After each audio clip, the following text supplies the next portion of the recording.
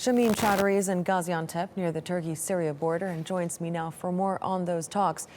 Those talks are about to start to try and work out a ceasefire, but Shamim, we are seeing reports of violations.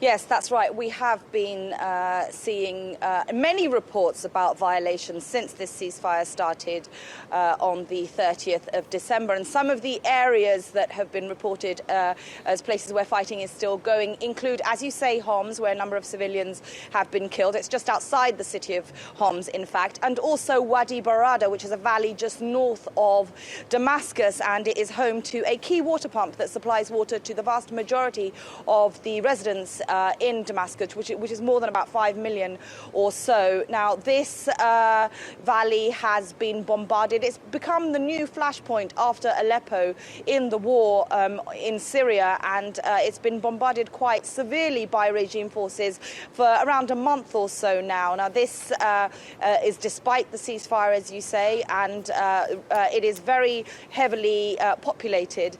The other place where fighting is taking place is Idlib province, which borders Turkey. There have been numerous reports of airstrikes there as well. And there's also been fighting between rebel groups themselves. Ahrar al-Sham, which is one of the key rebel groups, has been involved in a number of skirmishes, number of attacks with Jabhat Fateh al-Sham and groups linked to it. Now, Jabhat Fateh al-Sham is formerly known as al-Nusra and is linked to al-Qaeda. Now, the regime says that the attacks, the groups that they are targeting are not party to the ceasefire agreement. They are terrorist groups, and therefore this is not a violation of any ongoing ceasefire. However, many rebel groups who have been involved in the talks are saying this is not the case.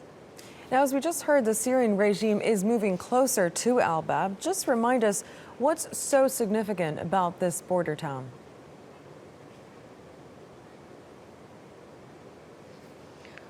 Well, Al-Bab is aside from Aleppo city, Al-Bab is the largest town in Aleppo province, and Daesh has had control over it since 2015.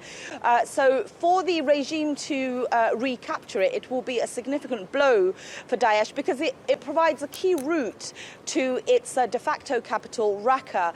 Now, Daesh has been losing a lot of ground in recent times, but it does still have quite a tight grip on some key places like Raqqa, like Al-Bab, but really the incentive to recapture Al-Bab has really gained momentum in recent times, not just by the regime but also by Turkish forces and the FSA. Together they've been part of Operation Euphrates Shield, which started in August last year, and their ultimate aim is to clear Daesh from the northern Aleppo countryside, and they have been heading towards Al-Bab as well. So whether it is whether Al-Bab is captured by forces part of Operation Euphrates Shield or the regime, it will be a significant blow for the terrorist group.